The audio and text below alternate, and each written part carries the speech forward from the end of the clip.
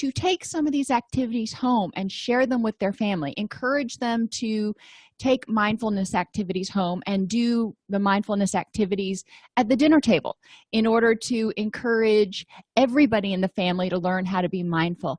Give people the distress tolerance worksheet, the accepts handout that is actually in your classroom, and encourage them as a family to go through and identify different activities they can do when they're feeling distressed, different ways they can contribute when they're feeling distressed, different things that they can do that help them feel the opposite emotion. You see where I'm going here. But if they make that up as a family, then they have this conglomeration or collage of different ideas and things that they can do when they're feeling distressed, and then they place that in a prominent place in the house. It may not be in the living room, because not everybody wants that in the living room. The front of the refrigerator is one of the best places that I find, especially if you've got kids. Even if they're teenagers, they're always in the refrigerator. So think about that as we go through. What types of activities can you give parents in order to help them become more resilient, so they're modeling resilience, but they're also teaching these skills to their children? We are going to define resilience. We'll explore the characteristics of resilient people. And I show my age here when I have a Weeble Wobble. I used to love Weeble Wobbles when I was a kid. Weeble Wobbles will wobble, but they won't fall down. They're kind of the epitome of resilience. So think about that when you're thinking about what's going on. We're going to identify how to help people become more resilient and highlight activities which can help people deal with unpleasant events when they happen, because sometimes bad things happen. Sometimes we're going to hurt, and this is when we get to that whole concept of living in the and, living a rich and meaningful life and knowing that we can experience distress sometimes. Attention therapists, AllCEUs is grateful to our new sponsor, the Diversion Center. They offer workbooks that are 100% editable and delivered to you in a Word document on topics including anger management, substance use disorders, domestic violence, parenting, and shoplifting addiction. Each workbook can be used for individual or group sessions and is over 120 pages. You have the option to add or remove content, insert your name as the author, and reprint and resell the workbooks to your clients. Go to privatelabelworkbooks.com and take advantage of their buy one, get one free bundle offers. Remember, that's privatelabelworkbooks.com. The art of resilience. Resilience is a process or lifestyle that enables people to bounce back in the face of adversity. It's a dynamic process encompassing positive adaptation within the context of significant adversity. So what does that all mean? It means that resilience isn't just a set of skills that you have that you necessarily pull out. It's knowing what you need, being aware of what your needs are, and being able to attend to that. Because every time you experience distress, you're not necessarily going to need the same exact thing. If you have a death in the family, you may feel devastated and you may need to do certain things in order to cope with that.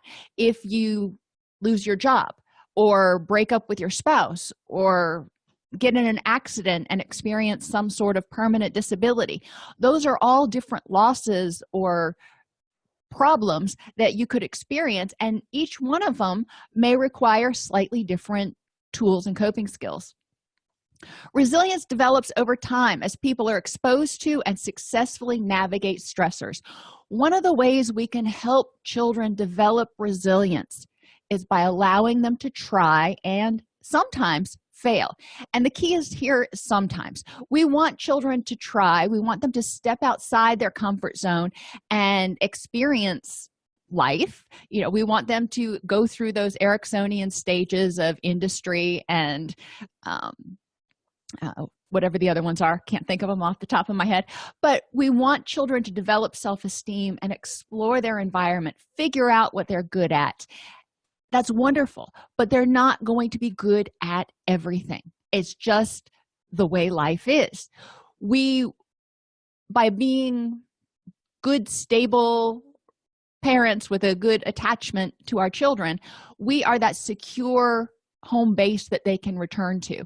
They can try. We can encourage them. If they want to try out for the football team, great. I will encourage you to do that.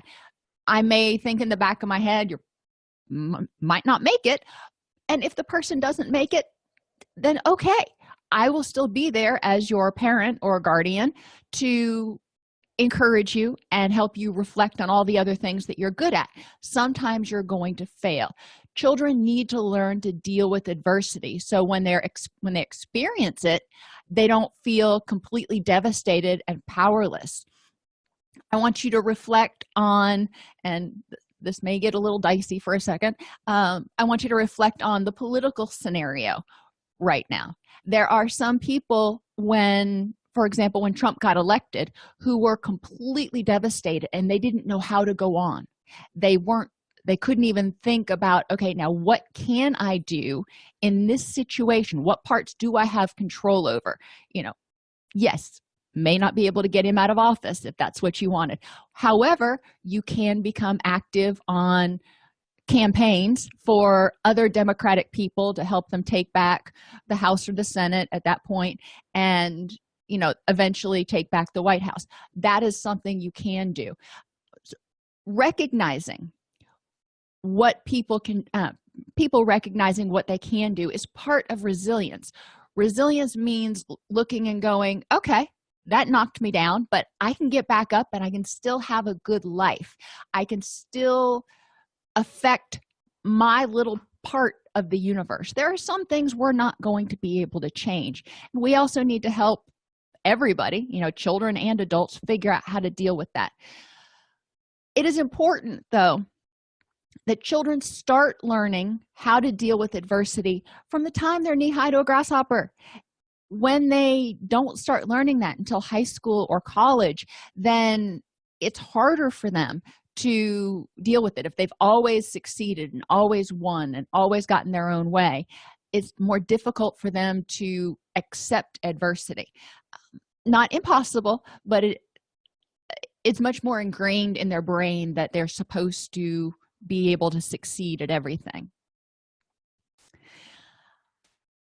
The central principles of resiliency theory include recognizing risk factors and vulnerabilities.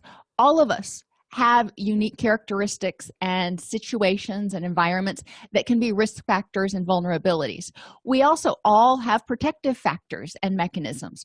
Recognizing those, we want to mitigate the risk factors as much as possible, and we want to enhance the protective factors. Risk factors and mechanisms are the events or conditions of adversity that cause distress in early life. This does not have to do with the individual themselves. They're whatever. This has to do with them being born into poverty, them being born prematurely or addicted to drugs. If their family is very mobile and there's a lack of family and community ties, if the family environment is dysfunctional, or there are people in the immediate family that have a lot of illnesses, then that could impair the child's ability to be resilient, partly or largely because in some of these situations, the parents may not either have the skills to be resilient, or they may be, in the case of poverty, they may be both working 2 jobs, so they're not as available to their child as they want to be. If the child is premature, that's something that couldn't be helped, but we can look to early intervention programs, which every state has. If you Google early steps or early intervention programs, that's one way to mitigate the risk factor.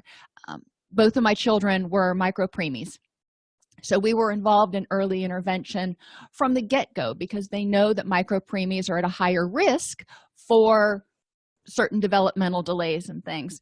And it was just a wonderful program that we were involved in.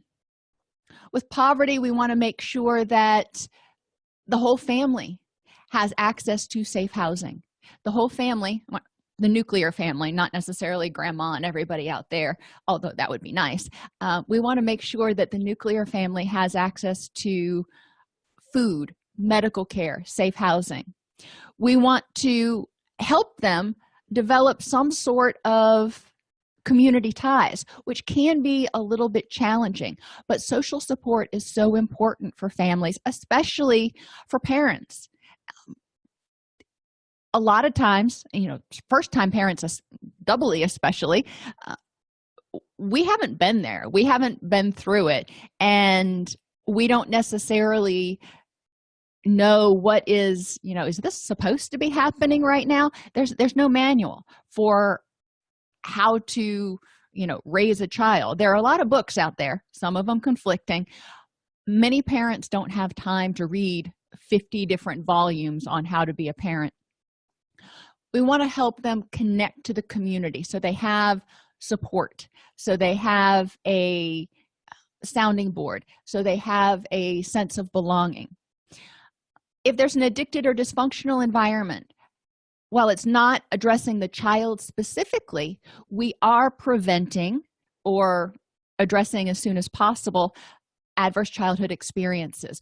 We want to make sure that that child is not exposed to domestic violence, to abuse, to neglect, or to caregivers who are emotionally or physically or unavailable or both because of addiction or mental health issues. We want to make sure that the parents are actually, or caregivers are actually able to be there emotionally and physically as much as the child needs. If there is illness, we can provide some linkages to assist the caregivers in getting respite care for themselves, as well as getting access to the medical services and psychological services they may need to deal with a chronic or a terminal illness. Vulnerability factors are individual traits. So this is where we're talking about the kid here. Genetic predispositions or environmental and biological deficits which may cause a heightened response, sensitivity, or reaction to stressors. For example, cognitive impairment, regardless of the cause. If there was a birth trauma, if there was a head trauma after the child was born, if the child was just born with a cognitive impairment, including fetal alcohol spectrum disorders, that is a vulnerability because they may not have the skills, they may not have the cognitive abilities we would expect at a certain age to deal with different stressors. That's important to recognize. If you have a child with FASD, for example, who is maybe 12 years old but is developmentally in a processing capacity more like 6, then the challenges that we expect that child to be able to handle are very different. We wouldn't expect them to be able to handle the same thing as another 12-year-old. We do want to look into that and make sure that the parents and caregivers and teachers and everybody else in the child's life is aware of their cognitive abilities and able to help them grow and nurture them through the process, but they're not expecting too much. They're not expecting more than the child can provide at that point in time. Lack of social support. Children, regardless of the age, little children, it's less important. You don't have a 2-year-old calling their little friend on the telephone, I hope, and venting. You do, however, in older children, when we're talking about middle schoolers, high schoolers, they need social support. They need support from their peers. And if they don't have it, we want to ask the question, why? Why don't they have social support? Do they not have the social skills to develop relationships and communicate effectively? Or do they have something else going on? Trauma, depression, anxiety. What is preventing them or from wanting or preventing them from making, if they already want them, relationships with their peers? We do want to consider those and provide interventions because social support is one of our greatest buffers. Think about when you were in high school. If something went wrong, you probably called your best friend on the telephone and told them what was going on, or you had an ally at school who could have your back if you felt like things were getting dicey with somebody else. You know how it goes. Schools can be very cliquey, but social supports are important. Emotional dysregulation in children, we see the tantrums. Children are tired or whatever, and they will throw a tantrum. That's not developmentally inappropriate. We do want children to learn how to manage their emotions when they feel unpleasant feelings, so they don't become completely dysregulated. With older children, as they start getting into school age, when they become stressed, anxious, any of those dysphoric emotions, we want to help them recognize what's causing that early and recognize the early signs of distress and figure out how to deal with it. So we want to teach them mindfulness from the time they're little. And mindfulness activities with little kids are actually really fun because you don't have to get into all this psychological stuff. You say, okay, tell me, what are 5 things that you see right now? What are 4 things that you hear? 3 things that you smell? Go through that. Encourage them to get grounded, and then just ask them, how are you feeling right now? And with little children, sometimes they don't have that emotional vocabulary. So one of those posters that has the little faces on it with all the emotions is really helpful.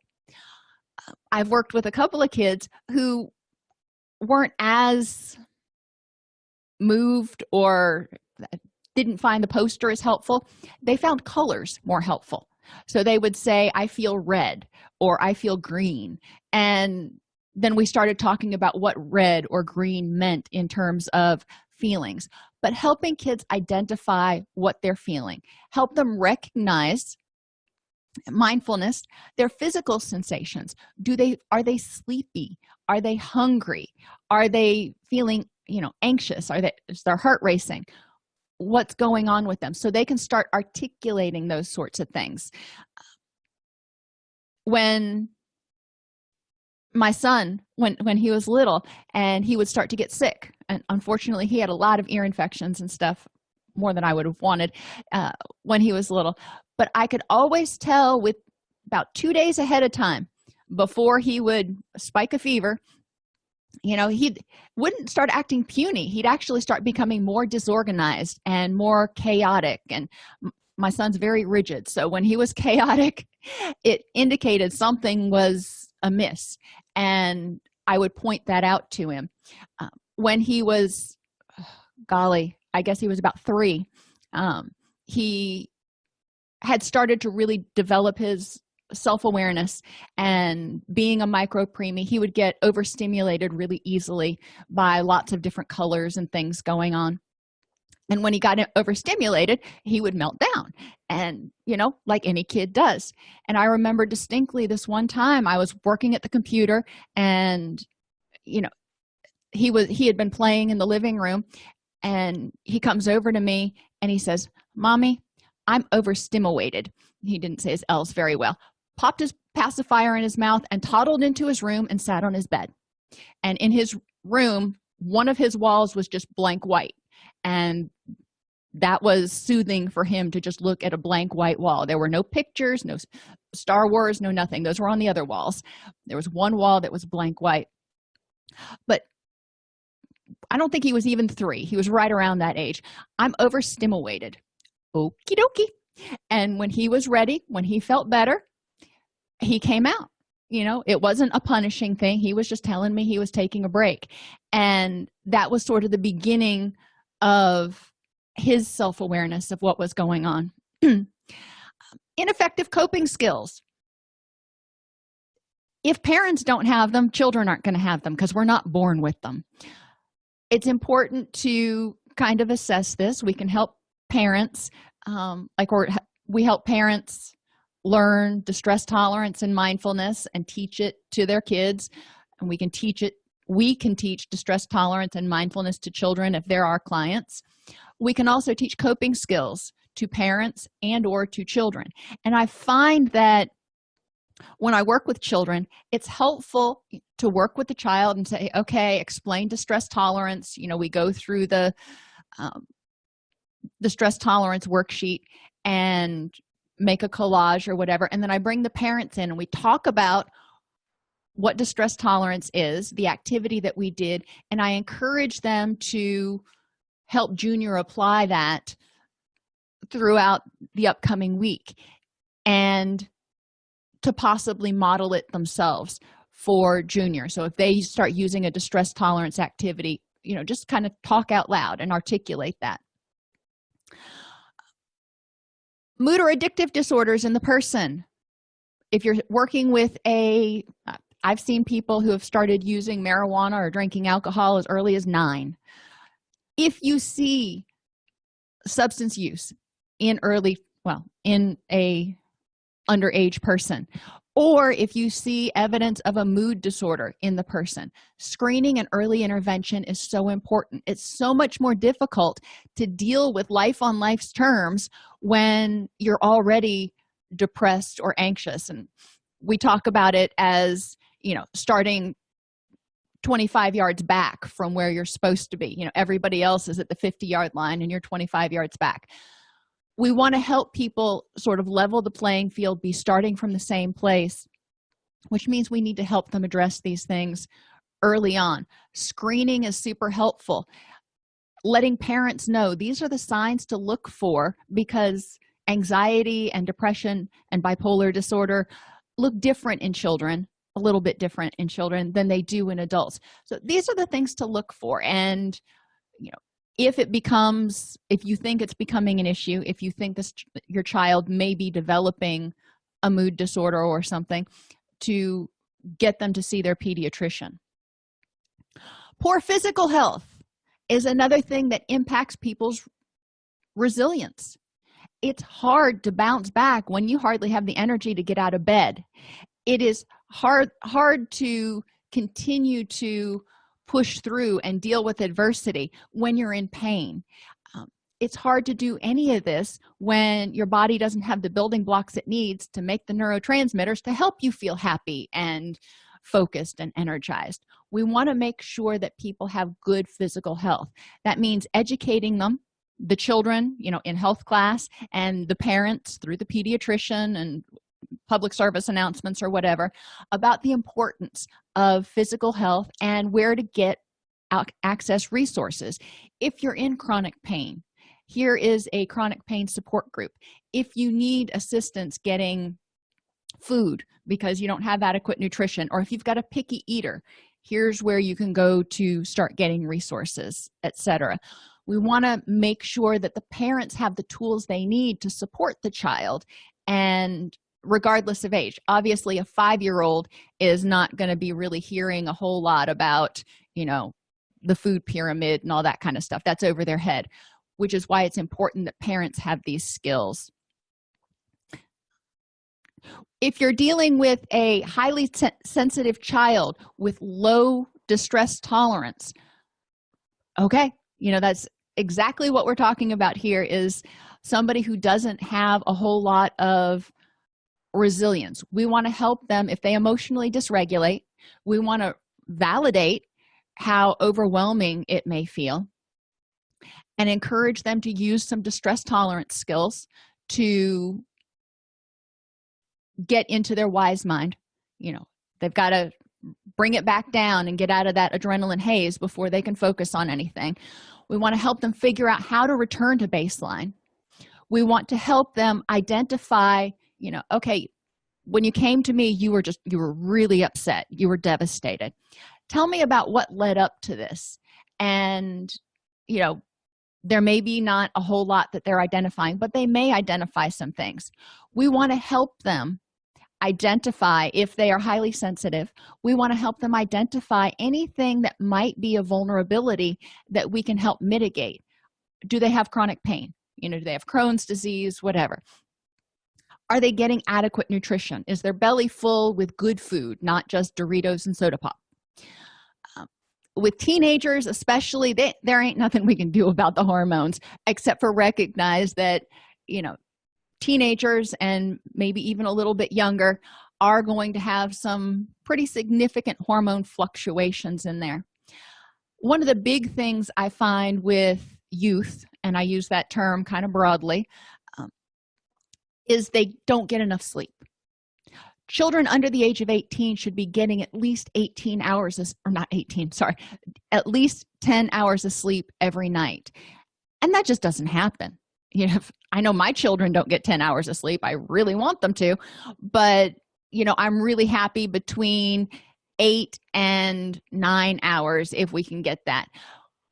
Why is this important? Because developmentally, their body still needs that much sleep in order for them to be optimally rested and able to concentrate and deal with life on life's terms. With a lot of youth, it's important to help them evaluate their sleep hygiene and develop a sleep routine. I have videos on the AllCEUs YouTube channel about sleep, so we're not going to go into that a whole lot right now. But that is one area where we can intervene. And, I've done that with both of my kids to get their circadian rhythms synced for themselves so they have a stable circadian rhythm. And, my daughter actually asked one of her friends the other day, because her friend was complaining about being overwhelmed and exhausted. And her first question was, well, are your circadian rhythms stable? And her friend just kind of looked at her like, what? But she went on to explain it. Protective factors. We've talked about mitigating these risk factors that might exist, but we want to enhance the protective factors. There are 4 ways that protective factors help. They reduce the impact of the risk. So if you are well rested, if you have good social support and good coping skills, and your arsenal is full, then when something unfortunate comes your way, it doesn't hit you quite as hard as if you are already stressed out, exhausted, in pain, and feeling isolated. We want to reduce negative chain reactions to risk factors. If somebody has a cognitive deficit or poor coping skills or whatever the case may be, that can impact their mood. It can impact their concentration. It can impact their success at school. It can impact their success at work. It can impact their earning potential, so they may be more prone to poverty. We want to reduce these risk factors or these chain reactions. We want to promote resiliency traits, and we're going to talk about those in a few minutes, and set up new opportunities for success. So protective factors will help children develop these and promote these resiliency traits in them. It will encourage them to use these skills, and that will have the chain reaction, if you will, of creating new opportunities for them. There are 2 types of protective factors. Assets are protective factors that reside within the individual, like self-esteem or self-efficacy, 2 things that are very important for everybody. And social competence and communication skills, your ability to interact with others, to receive that social support, and to effectively communicate your needs, wants, and desires, and set boundaries and all that kind of stuff. We ideally want parents who have all of these. However, we can help parents teach these to children. Self-efficacy, that sense that you can accomplish things, that sense that if you put your mind to something, you can succeed most of the time, is really important. So we want to talk about how do we help parents and teachers create scenarios where children feel like they have some agency in something and they can succeed. Social competence and communication skills, we can start teaching from the very beginning. And when children are in grade school, for example, helping them take other people's perspectives, helping them, I remember when my kids were little, the phrase was, I need you to use your words, instead of, punching somebody or just throwing a tantrum and I'm going, not really sure what's going on. I need you to use your words and tell me what's going on. And then resources. So those are assets. Resources refer to factors outside of individuals, such as social support, opportunities to learn and practice skills, and wellness programs that support biological health. We want to encourage wellness programs. We want to encourage families to be able to get their kids to the doctor for early intervention, screening, make sure everything's going well. We want to encourage adequate health education in the school system. We want to make sure that children have the opportunity to practice skills instead of telling them, well, you should have done this and sending them on their merry way. We want to be more Socratic in our approach and go, okay, what's another way that you might have handled that situation? Or how do you think that Tommy felt when you took his ball from him? How would you feel if Tommy took your ball from you? Okay, next time Tommy takes your ball, what might be a better way to handle it instead of punching him? Yeah. Talking that through with children. Really young children may not have the answers, but you can scaffold and you can help them get to the place where they're starting to come up with answers and go, oh yeah, that would probably be a better idea to go tell a teacher instead of, slugging my friend. Be a good idea. We want to make every moment a learning opportunity. Encourage parents to practice mindfulness with their children at breakfast and before bed. When I was in school, we had homeroom and we had morning announcements. It wouldn't be that big of a deal for the morning announcements to go over a mindfulness checklist. Everybody think about how, what's your energy level? What's your mood like? What do you need to do to have a successful day today? That took all of 15 seconds. When people are upset, empathize with them. When a child's upset, empathize. It feels devastating right now. Comfort and help them de-escalate. In order to be resilient, they have to be able to catch their breath so they can bounce back up. So we want to provide that nurturing support and then process with them. In young children, we can provide advice. Like I said, they may not have the answers. We could provide advice and then role play it.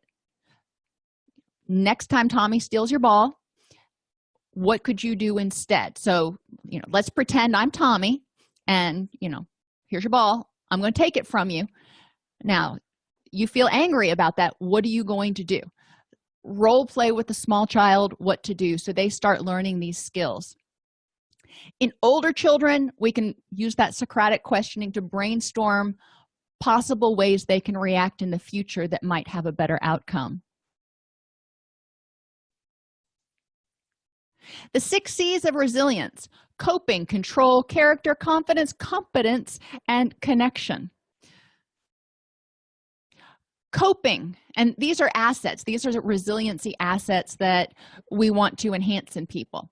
Coping can effectively balance negative and positive emotions and manage strong impulses.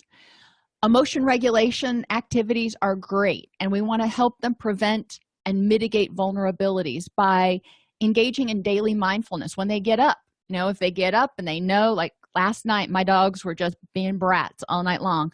I did not sleep well. So I know that today is going to be a little more sluggish than yesterday. That's okay. I'm aware of it so I can plan accordingly. Encourage them to, use that mindfulness to be aware of what they need moment to moment. Screening and early intervention for developmental disabilities and learning disabilities is really important. And structure at home, making sure they're getting as close to adequate sleep and good nutrition as, humanly possible. There's only so much we can do to make kids go to sleep. Distress tolerance. Like I said, put a poster on their fridge and ideally in their bedroom. And if you're a teacher, post one of the distress tolerance posters above the blackboard in the classroom. That way children, when they start to feel distressed, they can look up at it and go, okay, A is for activities. What kind of activity can I do right now? P is for pushing thoughts away. How can I push this thought away right now? Whatever it is, if there is a visual cue somewhere in the room, it makes it easier for the youth to access it. Problem-solving skills, encouraging them to recognize and start being able to discern what the facts are versus what their feelings are, and what they can change versus what they can't. They can't change another person. They can't make somebody do well, generally, you can't make somebody do something. It's important for them to recognize that they have the ability to change their reaction and their behaviors in a situation, but they can't necessarily change another person's. We also want them to remain aware of resources. In the case of youth, what resources do you have when you are at school? You have the school resource officer, you have teachers, you have them list people that they can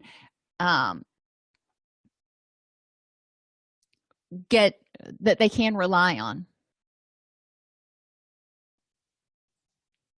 Character. Help kids figure out who they are. Who are you, and who and what is important to you? You've heard me talk about this same very thing in adult classes on acceptance and commitment therapy, helping people develop a rich and meaningful life.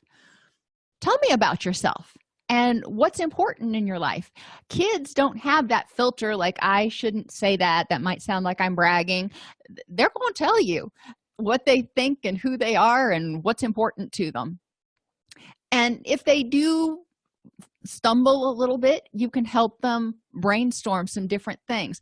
Kids generally like art projects, so if you make a collage of things that are important to them, and maybe they are on the pee-wee baseball team or whatever, having an area, a wall or a part of a wall that has their trophies and the programs from their drama presentations or whatever it is, that helps them remember what they are, what characteristics they have, what they're good at, and what makes them unique and special and amazing.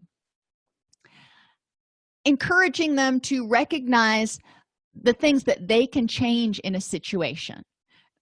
Again, recognizing that who they want to be and how do they want to react. Control and autonomy is the belief in their ability to act independently, to exert some sort of control over their situation. Remember, we talked about that in the very beginning. We want to make sure that children have experienced a little adversity in order to be able to handle larger adversities as life throws them at them. When something unpleasant happens, encourage people to engage, and even when it's not unpleasant, encouraging people to engage in purposeful action, making realistic plans to move toward that life that they want based on what's important to them. And what's important to one person is not necessarily important to another. Encourage them to take steps necessary to achieve their goals so they can see that they're making progress and they can feel like that little engine that could. And encourage them to notice forward-moving thoughts and behaviors in themselves and others, in themselves especially, so they can see that what they're doing is working. That gives them that sense of efficacy, but also noticing it in others to encourage those people around them, going, I see you've been trying really hard to keep your room clean this week. That's awesome. Thank you very much. Encourage confidence in their strengths and abilities. Have them list their strengths. What are your strengths? Are you good at math? Are you good at reading? Are you helpful? Are you kind to animals? Whatever it is. In what ways, and when something bad happens, ask people to reflect on what ways does your response to this make sense. If you have a little kid and their dog dies, it happens. If you've got dogs and kids, eventually the dog passes away. Unfortunately, the child's going to be upset. And asking them, in what way does this make sense? Why does it make sense that you're upset right now? I hear that you're upset. Recognizing their compassion as a strength, and then building on that by asking them, okay, when you've been sad before, what's helped you feel better? How did you get through similar situations? If it has to do with something at school, we might also ask them about what helpful or self-defeating thoughts are you telling yourself right now. Obviously, we want to enhance the helpful thoughts and get rid of the self-defeating thoughts. Encouraging them to recognize their reactions are normal, they're normal, and they have the strengths and abilities to draw on to deal with this. Competence is their people's feeling that they have the ability to mitigate emotions and successfully problem solve. They feel competent in dealing with life. They don't feel like they have to have somebody do it for them. In order to build this competence, we want to help them focus on what they did correctly and prior successes, so they can go, yeah, I've done things like this before, I got this. When kids move out from high school into college and they have their first dorm room, that can be kind of a scary thing. When they move from that dorm room to their first apartment, that can be kind of a scary thing. We want to help them recognize what skills and tools do they have when they move from high school to college. Help them reflect on how many times they've stayed alone for the entire weekend by themselves and been able to fend for themselves just fine, etc., if they're worried about that. And encourage them to practice saying no and asking for help, which kind of involves social competence too. Competence means the ability, you have confidence that you are able to identify situations you shouldn't get into and say no, and you have awareness of areas where you may need help. You don't have to be competent at everything all the time. Nobody is. Competence means knowing where your weaknesses are and being willing to ask for help. Building competence. Help people get out of their own way and allow themselves to take chances. In order to feel competent, you have to take a chance and succeed at something. Notice, praise, and critique when children are, taking chances and trying, even if they don't succeed. Praise the fact that, that is awesome that you tried. I'm sorry it didn't turn out the way you wanted. Let's talk about what you might do differently next time when you try out for the baseball team to see, what I may be able to do or what we can do to help you get on the team next time. Strive for authentic success. We don't want to have it be you made the team because I gave a donation to the school. We want to help them know that the success was due to their hard work. Encourage them to act in their wise mind. Encourage them to stop lecturing and second-guessing themselves, and we need to stop lecturing and second-guessing them instead of saying, you really shouldn't try out for that, you're not ready yet, and if you do it, you're probably going to fail, then you're going to be devastated, and why put yourself through that? No. If the child feels like they are wanting to take this chance, if they feel like they are ready, even if you don't necessarily feel like they are ready, we want to be there to support them.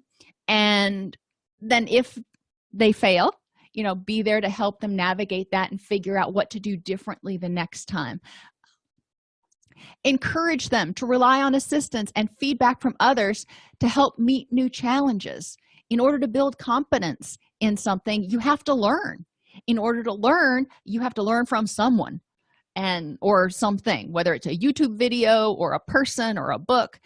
Encourage them to be willing to reach out and get that information and look for mentors in order to develop a sense of competence in something that they are working toward. Resources of those with resilience. We talked about these some earlier. Think about Maslow's hierarchy. They need to have a safe environment, financial stability in order to get adequate food, housing, and medical care, and connection and social support. The first connection they need is a connection to themselves and their goals so they can live authentically, which comes back to mindfulness. They need to be aware of who they are, who they want to be, what they need at this very moment, and as in each individual moment in order to live authentically. And they need connection to others who are similar, as well as others who are different, but they need to feel like they've got a connection in the universe. Psychological flexibility for kids. I broke this one down a little bit simpler than what we do for adult psychological flexibility exercises. Here is the here and now, the circle. I feel devastated because I didn't make the cheerleading squad. Okay. Now, the child has already created that collage that we talked about of things that are important in their life and strengths that they have and all that stuff. That's over here, where they can see it. Children tend to be very visual, and it tends to have more of an impact if children can see it, not just hear you talk about it, because they're going to tune you out. Have it out there pictorially, however they want to have it. What do I want to do? Because of this situation, what's my reaction? What do I want to do? Do I want to complain to the principal? Do I want to never go to school again? What is it that I want to do? Why do I want to do that? I'm embarrassed, or I feel like everybody hates me, whatever it is. Okay, let's just get it out. We're not criticizing, we're just getting it out. Does what I want to do, if I decided I just never want to go to school again, does that use my energy for things that are important to me? Does that help me work towards the things that are important to me, like getting into college? Well, no, because if I don't go to school, then I'm going to fail. If I fail, then I can't get into college. So that's probably not going to be the best solution. What parts of this situation are within my control? Well, you didn't make the team this year. That's out of your control. However, you can try out again next year. How can you figure out what you need to do differently in order to make the team next year? Are there other better uses for my energy that will help me be happier? Right now, I'm devastated. I don't want to go anywhere. I just want to cry and be angry. Are there other better uses for my energy? Maybe I could take the dog on a walk or do an art project, or whatever. What else could I do? And I have some other examples over here, but we're running short on time, so I'm going to move on. Activities to develop resilience. Enhance relationships with social support. Encourage kids to develop relationships with other youth, as well as with other adults in the community, whether it's the neighbor, the pastor, the teacher, the postman, I don't care. So they have other resources. Encourage them to see crises or stressful events as challenges or opportunities. Now, when they're in the midst of being devastated, is not the time to go, well, we're just going to look at this as a challenge. There's a time and a place to change the perspective from a devastating obstacle to a challenge. But it's important to start helping them view problems like that. Practice radical acceptance. Encourage them to practice it is what it is. And that's what we say at our house. All right, this is unpleasant right now. It is what it is. And recognizing that there's good with bad. You have a best friend. Sometimes you're going to get into an argument. It is what it is. And you can still love your best friend and get into an argument. They're not mutually exclusive. Develop realistic goals and move toward them to develop that sense of confidence and competence. Take decisive action in adverse situations. Look for opportunities of self-discovery after a struggle. When people come through a struggle, whether it's a breakup or failing a test or whatever it is, encourage them to reflect on how much strength it took to come through that, what they learned from it, how that's enduring that situation changed them, hopefully for the better. Develop self-confidence. Encourage people to keep a long-term perspective, considering the event in the big scheme. And this is really hard for children, especially younger children, but even teenagers have difficulty with this long-term perspective. The whole, well, you broke up, but there's plenty of fish in the sea, or high school relationships rarely last, or whatever anecdote somebody wants to throw at them. That's not what they're hearing, and that's not what they're seeing at that point. Encourage them, when they're in their wise mind, to think in a more long-term perspective, at least temporarily, about what's life going to look like in 2 years. How do you think this will matter in 2 years? Encourage them to maintain a hopeful outlook, even if it's not about that particular thing, that about life in general. Encourage them to care for their mind and body, and encourage them to eliminate drains on their energy reserves. We want them to stay inflated. Hardiness means commitment, control, and challenge, helping people and youth recognize that there are a lot of things in their life that are important to them. And at any one point in time, not every single one of them may be going perfectly. That's okay. They can still be committed to all those other things that are going great in their life and work on the parts that aren't. You can have a commitment wall where they have a list or that collage of the things that are important to them. Control means understanding what is and is not within your control. Your thoughts, reactions, behaviors, and environment are the things that you can generally control to some extent, helping them see what control they have over the adversity. So we're committed to all the wonderful things, but I'm also recognizing how much control I have to change the things that aren't going so well right now. And I'm going to view it as a challenge. I'm going to view these obstacles as, something that I can learn from and grow. Encourage people to bolster their reserves, positive health behaviors, that 9 to 10 hours of sleep for children under 18. Even if they can just get 9 hours on the weekend and it's 7 hours the rest of the week, that's better than most are getting right now. Preferably at least 8 every night. Encourage them to eat healthfully, to recreate. And that means more than just sitting on the couch and watching Netflix marathons whenever they're not in school. Encourage them to do things that make them happy, that they enjoy doing. Encourage them to take some relaxation time. It's not always about school. I see so many kids that are in school all day long, then they have sports teams afterwards, and then they come home and they've got homework until 9, 10, 11 o'clock at night, and then they have to be up at 6 in the morning. We don't want them to give up their sports activities in order to get their 9 hours of sleep, but they've got 5 hours of homework. We want to encourage them to be able to find some time to relax, even if it's 30 minutes every day. And purposeful action. Encourage youth to choose things that are going to use their energy wisely. They only have a certain amount of energy. It's like a tank of gas. Now, are they going to drive all over town with that tank of gas, or are they going to go from home to their destination? Probably home to their destination.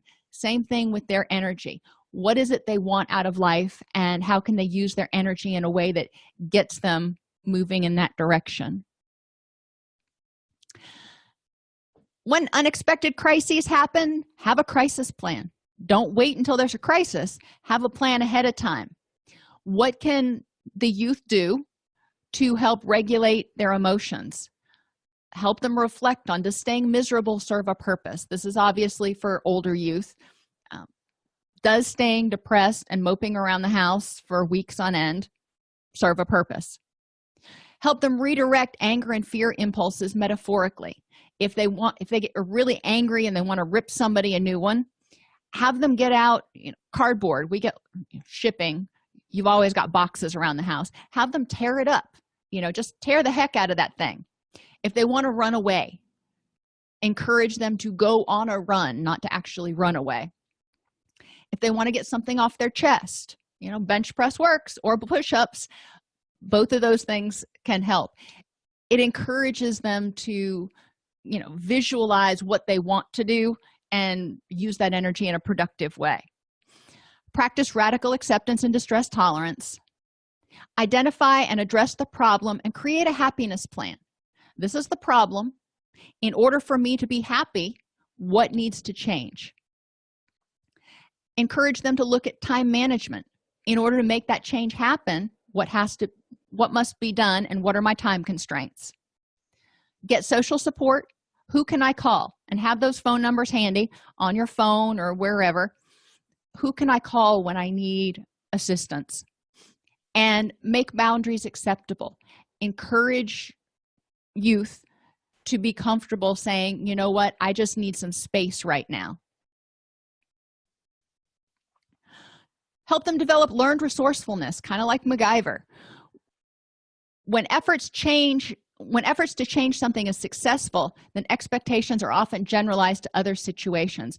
So if you survive, switching schools every 2 years, if you're in a military family, that's really stressful. But if somebody is good at doing that and they know they've navigated that before, then when something else kind of unrelated comes their way, they feel like they are competent at handling unpleasant events and they can deal with it.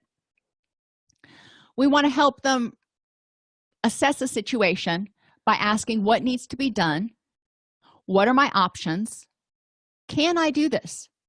We can't, not everybody can do everything. What resources or assistance might I need? And when have I succeeded at something similar? And then encourage them to take action.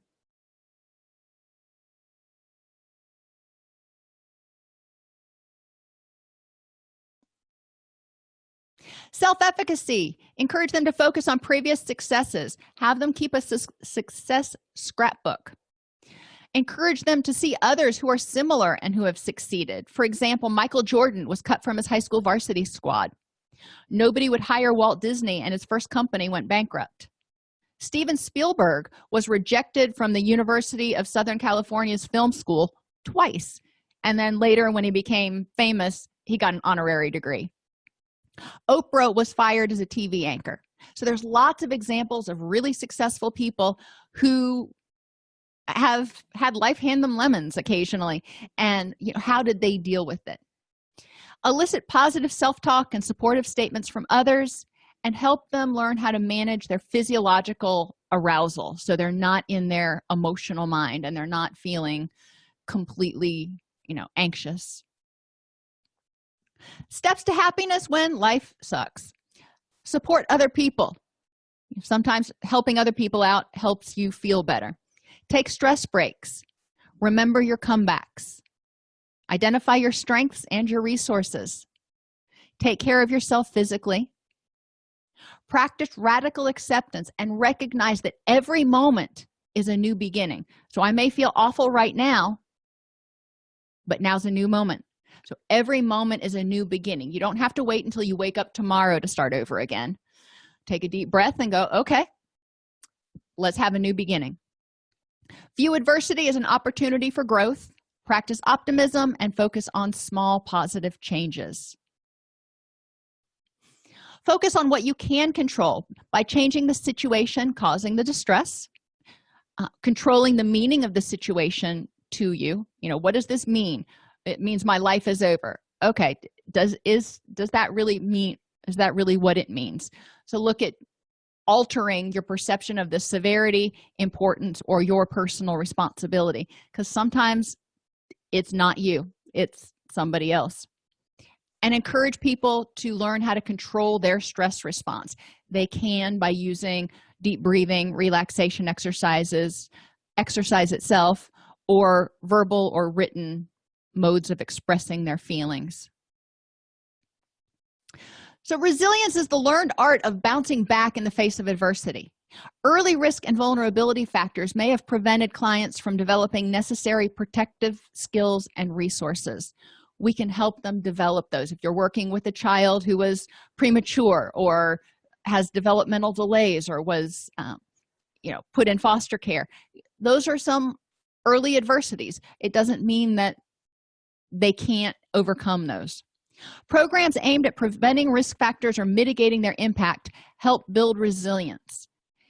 Encourage youth to develop resilience within themselves by at least once a day asking themselves, what did I do well today? One question that comes in is,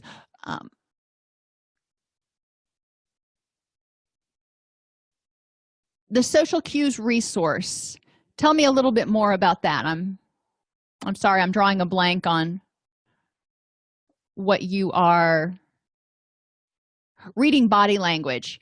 Let me find that resource and I will put it in your classroom for you.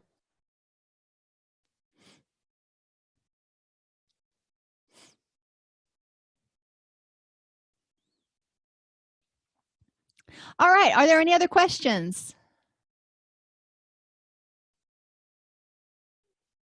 Okay, everybody, have an amazing day, and I will see you on Thursday, and we will be talking about something similar with kids.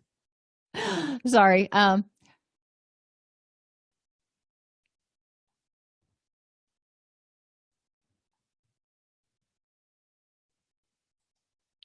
This episode of Counselor Toolbox has been sponsored in part by Foundations Events. As the behavioral health industry evolves, the need for collaboration is greater than ever. Join Foundations Events at the Innovations in Behavioral Healthcare Conference, June 20th and 21st in Nashville. Focused on listening to both the patient and provider, this conference offers 2 days of sessions that follow the journey from meeting the patient where they are to helping them find recovery. Special pricing for licensed clinicians is available with the opportunity to earn over 20 CEUs. Visit foundationsevents.com/counselor toolbox for more information and to register today.